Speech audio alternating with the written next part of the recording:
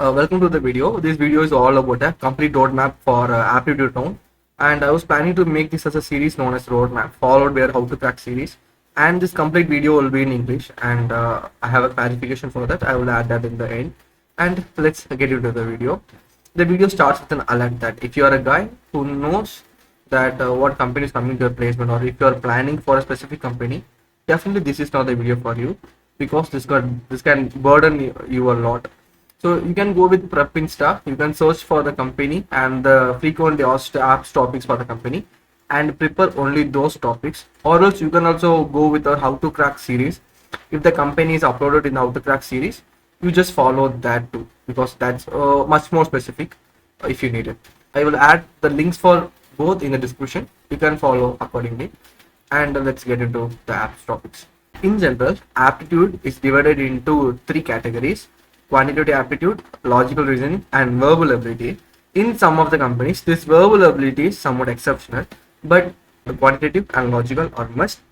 And when talking about quantitative, this arithmetic takes the major share than other topics. So let's start with the quantitative aptitude. Quantitative aptitude. Quantitative aptitude consists of formulas and shortcuts. So starting with number systems. Why number systems? Even though I said that arithmetic has the major share, the reason for number system, because it's a roadmap. So roadmap should start with basics, right? So number system is the basic. In number system, we will be working on the lower class operations like divisions, multiplications, HCM, HCF and all. But in this, we will be working with not with 2 to 3 digit number. We will be working with n digit numbers. Got it? We will be working with n digit numbers. So to solve that, we need shortcuts. So we need shortcuts. So those shortcuts, what we learn in number system, can be applied in any other quantitative aptitude topics. Got it? The knowledge what we gain from number systems will be used in arithmetic, in a data interpretation, and so on. So this is the must topic that we should learn at first. Even though prime numbers are important to find whether the given number is prime or not, but my personal preference, you should give importance to divisibility rule and factors and multiplications, because here we will learn those shortcuts what I'm mentioning. And in HCF and LCM also important, but HCF and LCM won't be given directly, but whereas divisibility and multiples and factors are given directly to find the factors or divisible of a number. Whereas HCF and LCM can be somewhat tricky. In those questions, you need to apply LCM. You should know to apply LCM and get the answer. I hope you got it. So this is all about number system. And when it comes to arithmetic, there are about 11 topics, and every topics are more important. I can give you a tip to learn all these topics. You just start with the topics that I mentioned here is simple, right? Simple is means interlinked. What does it mean is, this topic what you are learning, the knowledge what you gain from this topic can be applied in some other topic also. Like if you learn percentage, the knowledge is applied in profit, simple interest, then probability. A simple topic, the knowledge is applied in other topic also. Similarly, you can also take ratio proportion is applied in mixtures, averages applied in time, and permutation combination, even in probability also. Got it? So start with these topics what I mentioned, and eventually learn other topic also side by side. So this is what I can suggest. If you find this is so burden, so as I mentioned in the first, go to prepping stuff, find the important topics, and accordingly categorize for yourself. Got it? So let's get into algebra. So algebra consists of 4 topics like simplification, linear equation, quadratic, and polynomials. So what I am stressing here is simplification. So I need to ensure that I'm saying this is most important, but doesn't mean that other topics are not important. They are also important equally, but you need to stress a bit in these topics. Okay, whatever I have highlighted. Simplification. The question can be like, they will be give the characteristics of a number, and they will ask you to find the number, or else they will give an equation, and they will ask you to find the x. Got it? So that's it. You need to simplify the equation and you need to find the answer. Simple. So next you will have geometry and mensuration. So when you're talking about geometry, so you need to learn the you need to know the formulas of area, volume of several shapes. The most common shapes like circle, rectangle, a triangle, and square, a sphere, and these are most common. You should know. Apart from that, if you can learn formulas of other shapes also, that's pretty good. So what I'm stressing here is area and perimeter. The question can be like, if you are giving a circle, and if the circumference of the circle is increased by 50%, what about the area? So you should know the formula, then only you can apply this kind of sums. Got it? So next to that is data interpretation. So in data interpretation, there are four types of graphs: bar, line, pie, and table. So most commons are bar and pie. Particularly you should learn pie, and also don't be lethargical, which is just a visual treat. We can easily answer that. No, that's not. The question is so tricky. You need to apply formulas. You need to know how pie chart works. What about 360-degree? What if the value is given in degrees? You need to how to get the values out of that. So how to find the relationship between each values. These things you can get only by practicing. So you should practice. Don't be lethargical about data interpretation. The quants comes to an end. So now it's time to get into logical and reasoning. So before getting into this, till now in quantitative, your day-to-day practice will make marks. But in logical reasoning, at the day of examination, how you will respond to the questions asked in the exam will judge you. You don't need to muck up a lot. You don't need to study day and night. Just get the paper, read the question, answer. It's that simple, that damn simple. That's logical reasoning. So starting with analytical reasoning. Analytical reasoning consists of sequence and series, analogies, classification, pattern recognition. So I personally suggest you to learn series and sequence and analogies.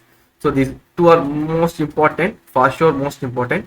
When reading about series and sequences, you will also come to know pattern recognition, because you will find the pattern in the series.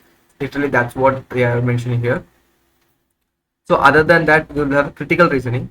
This is the most easiest topic and funniest topic, and it's very simple, very easy. And also, why I'm mentioning this in red is, this is the most common. Even though statement is an assumption, statement, conclusion, and argument are given. Argument is nothing as yes or no. Conclusion nothing, but the statement will be rephrased in another format. You just need to find the rephrased format. That's so simple and directly. But assumption is somewhat tricky. You need to apply Venn diagram. You need to understand the concept, and so it can be something confusing. You should understand the question. Don't predict the answer. Understand the question and respond to the answer. I can explain. All dogs are mammal, and few cats are mammal. If few cats are mammal, there are chances cats are non-mammal. Got it? This is how the question will be. You should assume the answer. That's it. It's very important. And now getting to the next topic, which is non-verbal reasoning. Non-verbal reasoning, even though there are mirror, water, paper, most commonly image series only asked. So the image will be twisted, turned, and you need to predict how the image will be turned or twisted in the next part. Finally, puzzle solving. In this puzzle solving, the most important question is blood and relationship. This is very common. Everyone should know that. To answer this, to study this particular topic, you need to know names of various relationships, nephew, cousin, and so on. And other than that, seating arrangement is important. You will get, sometimes they will give for 4 marks also. Seating arrangement is a bit important, and syllogisms also important. When I'm talking about Venn diagram won't be given so directly in most of the cases. As I mentioned, as I stressed, right? So statements and assumption. In this question, you will be asked to apply Venn diagram. So I think I have completed the logical reasoning also. So now we are moving to verbal ability.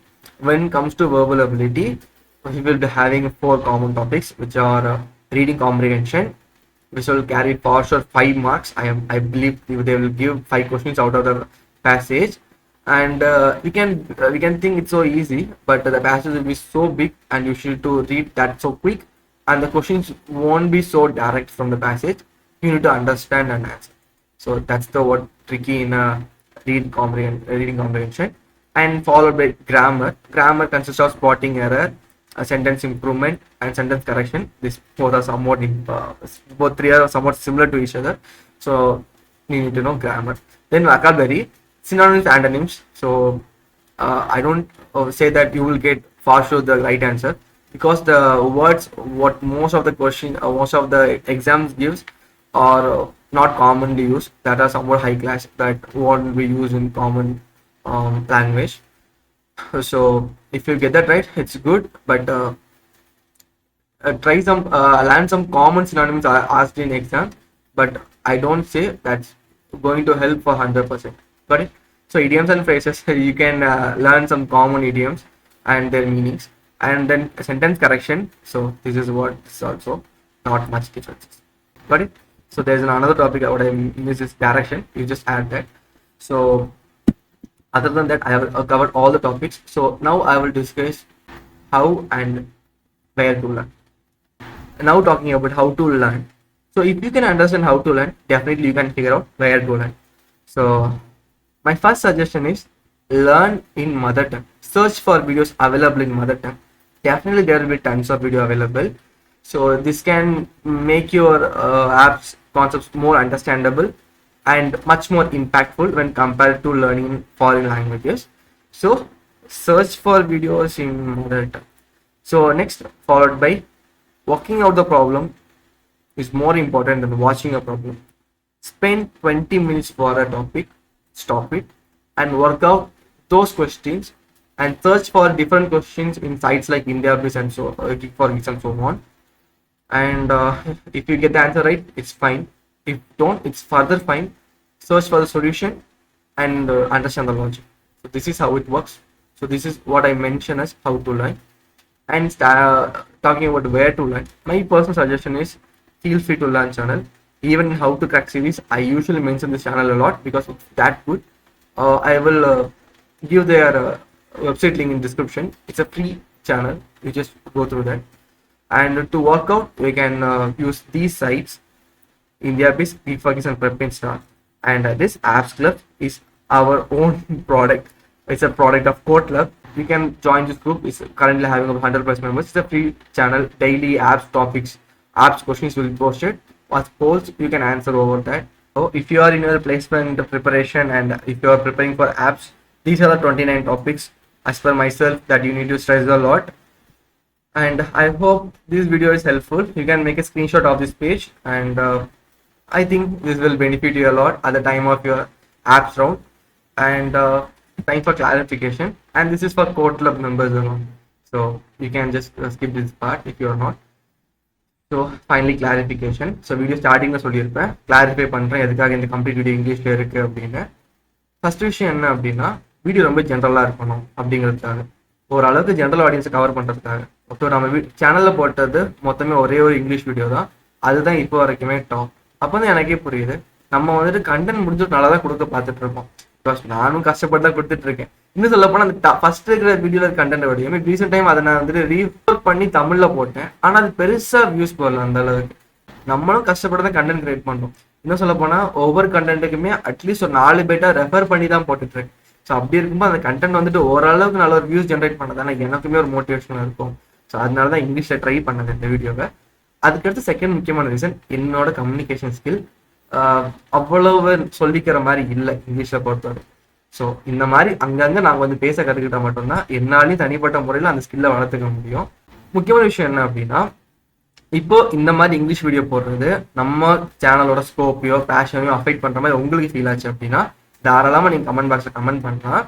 அதை தவிர்த்து இந்த video வந்து நல்லா ஓடி உங்களுக்கான நம்மளோட சேனலோட fashion affect ஆகிற மாதிரி தோணுச்சு அப்படின்னா நம்ம தனியாக ஒரு சேனலே ஆரம்பிச்சிடலாம் இங்கிலீஷுக்கு. தமிழ் சேனலாக இதுவே ஓடிட்டு இருக்கும். ஸோ அவ்வளோதான் இந்த வீடியோ.